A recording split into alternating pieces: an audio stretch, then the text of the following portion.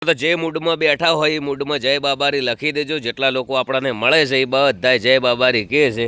લગભગ 12 મહિનાઓની અંદર લાખો વખત જય બાબારી નામ અભળવા મળતું છે લોકોના મોઢે. અને જે આપણને મળે જય બાબારી કહે છે. બહુ મહત્ત્વની બધાને જય ખતમાં જય બાબારી. આ મંદિરનું કામ છે એટલે આવી ગયું છે. જો તમને બતાવી દઉં. એના બાજુમાં સરસ મજાનું પંખી ઘર છે ને?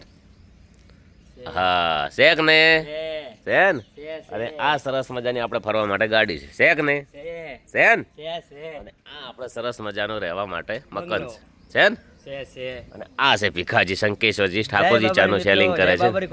ભૂલતા જ નહીં. હા બહુ સારું કામ કરી રહ્યા છે. અને બધાને જય ખતમાં. અને વિરોધની વાતો કરીએ તો કોઈ વ્યક્તિ એવો હોતો જ નથી કે એને 10, 15, 20, 25, 50 વિરોધી ના હોય. દરેકને હોય તો એ બધું જૂનું થઈ ગયું. આપણે તો જન્મ્યા ત્યારથી વિરોધ થાય છે.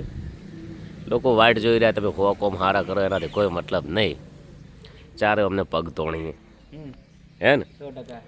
એટલે એવું છે એ રહેવાનું. એનાથી કોઈ ફરક પડતો નથી. આપણું લક્ષ્ય સારું હોવું જોઈએ. આપણી ભાવના સારી હોવી જોઈએ.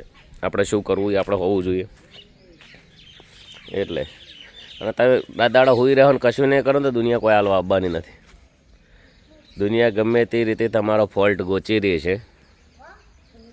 સમજદાર તો બધા ઘણા બધા છે દુનિયામાં. સમજદાર કોઈ ઇશારા ભી કાફી હોતા હે. જો સરસ મજાની જગ્યા છે. ગામડામાં રહીએ છીએ અને ખેતીનું પણ બહુ સારું કરીએ છીએ. તો એકવાર જે મૂડમાં બેઠા એ મૂડમાં બધા જય બાબારી લખી દો. જય અખતમાં.